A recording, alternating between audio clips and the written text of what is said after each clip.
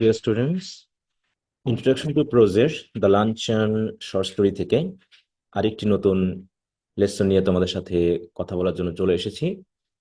আর আজকের লেসনটি হচ্ছে 9th C, অর্থাৎ যে লেসনে আমরা ইম্পর্টেন্ট শর্ট কোশ্চেন নিয়ে কথা বলছি তার আজকে তৃতীয় লেসন।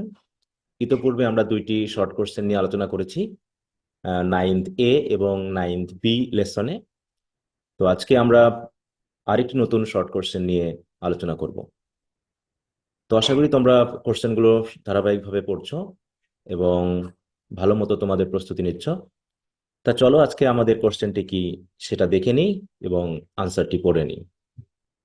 তো আমাদের আজকের কোশ্চেনটি হচ্ছে, দেখো, what irony do you find in the story The Luncheon? অর্থাৎ লাঞ্চন স্টোরিতে তুমি কি কি আইরনি খুঁজে পাচ্ছ? এই কোশ্চেনটি কিন্তু খুবই গুরুত্বপূর্ণ, কারণ আমরা জানি যে এই স্টোরিতে রাইটার ব্যাপক পরিমাণে আইরনি ব্যবহার করেছেন, কারণ এই স্টোরিটাকে সোশ্যাল প্রিটেনশনসের একটি বিশেষ ক্রিটিক হিসেবে ব্যবহার করার জন্য। ওকে, তো কি কি আইরনি আছে এবং আইরনিক সিচুয়েশনগুলো কি কি সেগুলো অলরেডি আমরা মনে করতে পারছি। তো আশা করি তোমরা এই কোশ্চেনটিকে সহজেই বুঝতে পারবে। ওকে, অবশ্যই ইতিপূর্বে আমি আমাদের যে ক্রিটিক্যাল অ্যাপ্রিসিয়েশন রয়েছে বা ক্রিটিক্যাল অ্যানালাইসিস রয়েছে, সেখানে কিন্তু আমি কয়েক ধরনের আয়রনি নিয়ে কথা বলেছিলাম, তাই না? আয়রনি কি এবং কি কি ধরনের আয়রনি আছে, এবং মোটামুটি আমি তিন ধরনের আয়রনির কথা বলেছিলাম। সেটা হচ্ছে ভার্বাল আয়রনি, সিচুয়েশনাল আয়রনি এবং ড্রামাটিক আয়রনির কথা। তো এখানে আরো কয়েকটি আয়রনি আমরা দেখব যেগুলো হচ্ছে কনটেক্সট রিলেটেড। ওকে, তা চলো আমরা আনসারটি পড়া শুরু করি। দেখো, The Luncheon by William Somerset Maugham is rich with irony. প্রথম একটা জেনারেলাইজ কথা আমরা দিলাম যে উইলিয়াম সামারসেট মমের এই যে শর্ট স্টোরি লাঞ্চন, এতে প্রচুর পরিমাণে আইরনি রয়েছে, পার্টিকুলারলি সিচুয়েশনাল আইরনি। অনেকগুলো আইরনির মধ্যে সবচেয়ে যেটা বেশি রয়েছে সেটা হচ্ছে কি, সিচুয়েশনাল আইরনি।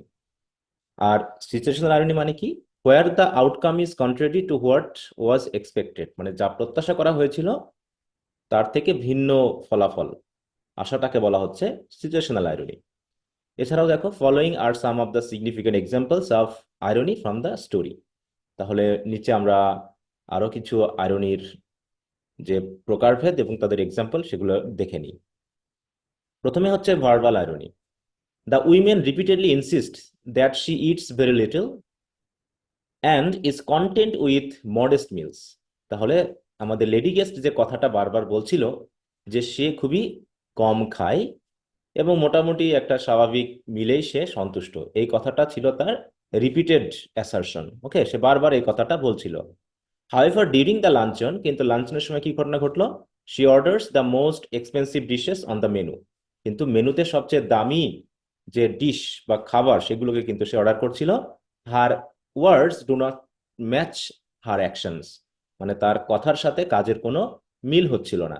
আর এখানে আমরা কি পাচ্ছি দেখো, creating a star contrast and irony in her statements. তাহলে ভার্বাল আইরনি বলতে আমরা বুঝি কথার ক্ষেত্রে যে আইরনিটা ঘটে, তাহলে তার যে স্টেটমেন্ট, তার যে কথা, তার কথার সাথে যে তার কাজের সম্পূর্ণ বিপরীত একটা অবস্থা পাচ্ছি, তাই না? একটা বিশেষ আইরনি পাচ্ছি, যে আইরনিটাকে আমরা বলছি ভার্বাল আইরনি। তাহলে এখানে আইরনি কাকে বলে সেটা সংজ্ঞা দেওয়ার আমার দরকার নেই, কিন্তু আমরা সরাসরি এক্সাম্পল গুলো দেখাবো যে এই এই আইরনি আমরা এখানে পেয়েছি। তাহলে কথার সাথে কাজের মিল না থাকাটা হচ্ছে কি, ভার্বাল আইরনি। ওকে, এরপর হচ্ছে সিচুয়েশনাল আইরনি। এটা যেহেতু ব্যবহার বেশি ছিল, আমরা সেটা একটু দেখি। বলছে, the writer expects a simple affordable meal due to the women's claim of eating lightly.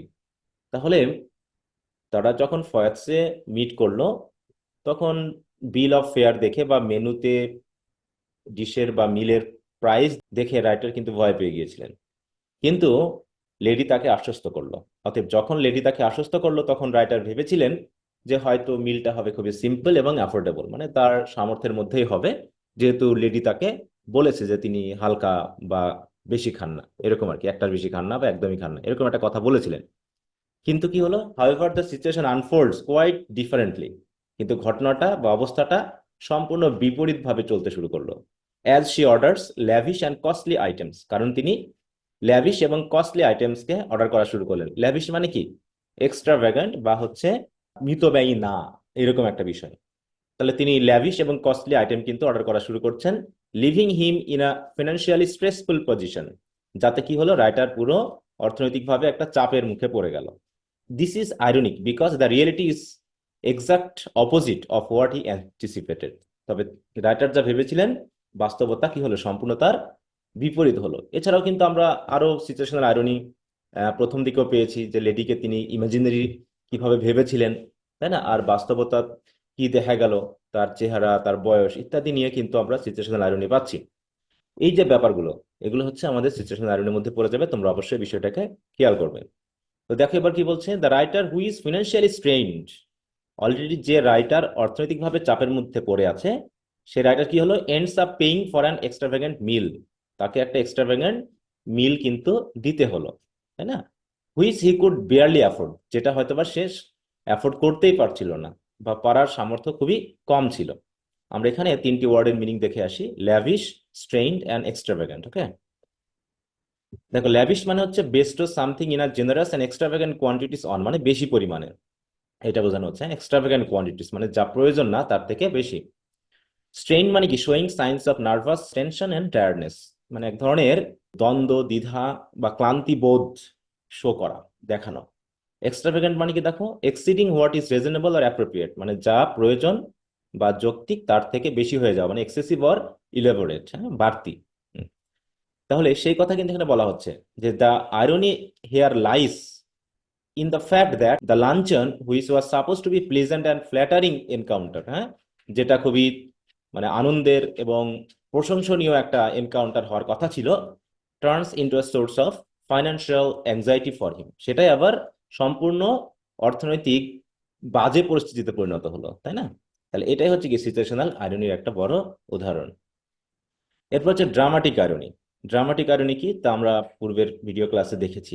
Dramatic irony হচ্ছে যে রিডারেরা জানছে যে বিষয়টা কি ঘটতে যাচ্ছে, কিন্তু ক্যারেক্টার গুলোর মধ্যে যে আন্ডারস্ট্যান্ডিং সেটা নেই। অর্থাৎ এখানে আমরা জানছি যে আমাদের রাইটার অর্থনৈতিক সমস্যার মধ্যে পড়ে আছে, কিন্তু লেডি সেটা মোটেও কেয়ার করছে না, বা সে জানার চেষ্টা করছে না, বা সে জানে না, এরকম একটা পরিস্থিতি। তার মানে রিডারেরা অ্যাওয়ার, কিন্তু ক্যারেক্টার গুলোর মধ্যে যে আন্ডারস্ট্যান্ডিং সেটা নাই, বা কোনো একটা একজন ক্যারেক্টার ওটা জানে না যে কি ঘটতে যাচ্ছে এটা। হ্যাঁ? তাহলে কি বলা হচ্ছে, দেখো, the reader is aware of the writer's financial worries. রিডাররা জানছে, অ্যান্ড হিজ গ্রোয়িং ডিসকমফোর্ট, এবং তার যে অস্বস্তি বাড়তেছে এটা রিডাররা জানে। As the women continues to order expensive dishes, the women however remains oblivious to his predicament. কিন্তু উইমেন তো তার এই দুর্দশা বা কষ্টের ব্যাপারে বা অস্বস্তির ব্যাপারে কিন্তু অবলিভিয়াস। অবলিভিয়াস মানে কি, কনসার্ন নয়, বা হচ্ছে কেয়ারলেস, এটা। হ্যাঁ, creating a layer of dramatic irony where the audience knows more than one of the characters, যেখানে অডিয়েন্সরা বা রিডারেরা জানে কিন্তু ক্যারেক্টাররা জানে না, বা ক্যারেক্টারদের মধ্যে কেউ না কেউ বিষয়টা জানে না। হ্যাঁ, তো দেখো, অবলিভিয়াস মানে আমরা ইংরেজিতে দেখে আসি, অবলিভিয়াস মানে হচ্ছে not aware of or concern about what is happening around one. And predicament মানে কি, দেখো, অ্যান্ড প্রেডিকামেন্ট মানে হচ্ছে আর difficult, unpleasant and embarrassing situation. হ্যাঁ, একটা কঠিন এবং মানে অস্বস্তিকর এবং লজ্জাজনক অবস্থা, এটাকে বলা হচ্ছে প্রেডিকামেন্ট।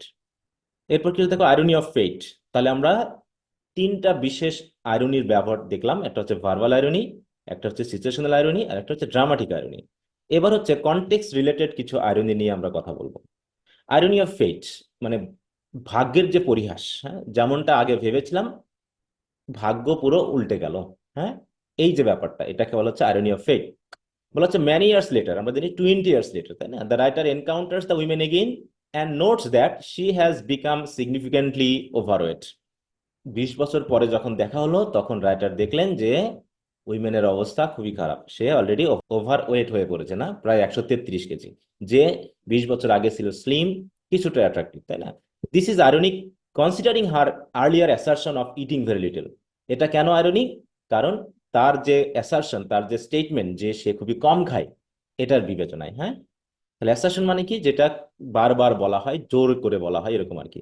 আ confident and forceful statement of fact or belief, তাহলে কোনো একটা বিশ্বাস বা কোনো একটা বিষয়কে ফোর্সফুলি স্টেট করা বা বলা, মানে নিজের কনফিডেন্স দিয়ে বলা, কিন্তু না, এটাই ঠিক, এটাই ঠিক। হ্যাঁ, তো এরকম তার সেই অ্যাসারশনের বিবেচনায় তার যে বর্তমান অবস্থা, সেটা কিন্তু সম্পূর্ণ একটা আয়রনিক সিচুয়েশন, তাই না। Her current physical state serves as a form of poetic justice, কারণ তার যে বর্তমান ফিজিক্যাল স্টেট বা অবস্থা, শারীরিক অবস্থা, সেটা আসলে একটা পয়েটিক জাস্টিস হিসাবে কাজ করছে। পয়েটিক জাস্টিস মানে কি আমরা একটু দেখে আসি। দেখো, পয়েটিক জাস্টিস মানে হচ্ছে the fact of experiencing a fitting or deserved retribution for one's actions, মানে কোনো একটা কাজের জন্য উপযুক্ত শাস্তি ভোগ করা। ফিটিং অর ডিজার্ভ রেট্রিবিউশন, হ্যাঁ, রেট্রিবিউশন মানে কি শাস্তি বা প্রভাব। এইটা, তাহলে এটা হচ্ছে কি যে তার যে শারীরিক অবস্থা বর্তমানে, এটা হচ্ছে পয়েটিক জাস্টিসের একটা উদাহরণ, highlighting the irony of her earlier pretensions and gluttony, যেটা মেনলি তার পূর্বের যে ভান বা লোভের যে একটা আইরনি, সেই আইরনিকে উল্লেখ করার মাধ্যমে তার এই ওভারওয়েট কি করছে, একটা পয়েটিক জাস্টিস হিসাবে কাজ করেছে।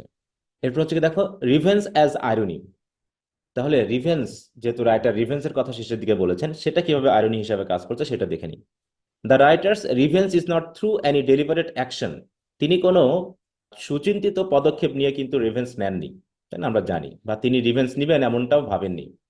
But through the ironic twist of fate, কিন্তু তার রিভেঞ্জটা হয়ে গেল কিভাবে, ভাগ্যের যে পরিহাস, সে পরিহাসের কারণে। হ্যাঁ, ভাগ্য কি হয়ে গেছে, ঘুরে গেছে। তাহলে আগে যে স্লিম ছিল সে ওভারওয়েট হয়ে পড়েছে, তাই না। The women who once caused him financial distress, তাহলে যে মহিলা তার অর্থনৈতিক দুঃখ দুর্দশা সৃষ্টি করেছিল by her extravagant eating habits, তার এই এক্সট্রাভ্যাগেন্ট বা অমিতব্যয়ী খাবারের অভ্যাসের কারণে সে এখন কি হয়ে গেছে, has now become a victim of her own excess. তাহলে তারই লোভ বা অতিমাত্রায় খাওয়ার যে পরিস্থিতি, সেই পরিস্থিতির ভিকটিম কিন্তু সে হয়ে গেছে, শিকার সে হয়ে গেছে। তাহলে এটাই হচ্ছে কি রিভেঞ্জ অ্যাজ আইরনি বা হচ্ছে twist of fate. Okay, this turn of events provides the writer with a sense of vindication and underscores the story's ironic tone. তাহলে এই যে ঘটনার যে টার্নিং, এই টার্নিংটা রাইটারকে কি দিল, আ সেন্স অফ ভিন্ডিকেশন, মানে একটা স্বস্তি দিল, স্বস্তি বোধ দিল। ভিন্ডিকেশন মানে কি আমরা একটু দেখে আসি। দেখো, the action of clearing someone of blame or suspicion, মানে তিনি যে খুশি হয়েছিলেন, প্রতিশোধ নেওয়ার লাগেনি, তারপর প্রতিশোধ হয়ে গেছে, তাই তো, এই যে একটা স্বস্তি বোধ বা সাসপিশন বা ব্লেমের যে ক্লিয়ারিং, যে আসলে তার আর দোষ দেওয়ার কিছু নাই, কারণ সে ভেবেছিল যে প্রতিশোধ নিবে, কিন্তু নিতে পারেননি। হয়তো নিলে পারে কি ঘটনা ঘটতো, যে সত্যি তাহলে তাকে দোষে পড়ে যেতে হতো বা কোনো না কোনো ভাবে তাকে খারাপ হতে হতো, কিন্তু তিনি তো তার কাছে খারাপ হননি, তাই না। তো এই হিসাবে তার ভিতরে যে একটা সেন্স অফ ভিন্ডিকেশন, সেটা কিন্তু মানে এই ঘটনা সৃষ্টি করলো। And underscores the story's ironic tone, এবং স্টোরির যে বিশেষ একটা আইরনিক টোন রয়েছে, সেটাকে কি করলো, আন্ডারস্কোর্স করলো বা রিপ্রেজেন্ট করলো, তাই না। দেখো, আন্ডারস্কোর্স মানে কি আমরা দেখে আসি, to make evident or emphasize, মানে এটাকে এমফাসাইজ করা, এভিডেন্ট করা, এভিডেন্ট করা মানে কি রিপ্রেজেন্ট করা, রিপ্রেজেন্ট করা মানে ক্লিয়ার ভাবে উপস্থাপন করা, তাই না, এইটা। তাহলে এই যে এখানে আমরা পেলাম যে ইভেন্টের যে টার্নিং, এই টার্নিংটাই রাইটারকে একটা স্বস্তি বোধ দান করলো, এবং গল্পের যে একটা আয়রনিক টোন, সে আয়রনিক টোনটাকে রিপ্রেজেন্ট করলো। তাহলে এখানে আমরা 5 কাইন্ডস অফ আয়রনি পেয়েছি। মেইনলি আয়রনির যে ভাগ থাকে, তার ভিতরে আমরা 3 প্রকারের পেয়েছি, ভার্বাল আয়রনি, সিচুয়েশনাল আয়রনি এবং ড্রামাটিক আয়রনি। আর বাকি দুটা হচ্ছে আমাদের কনটেক্সট রিলেটেড আয়রনি, যেটা হচ্ছে irony of fate and revenge as irony.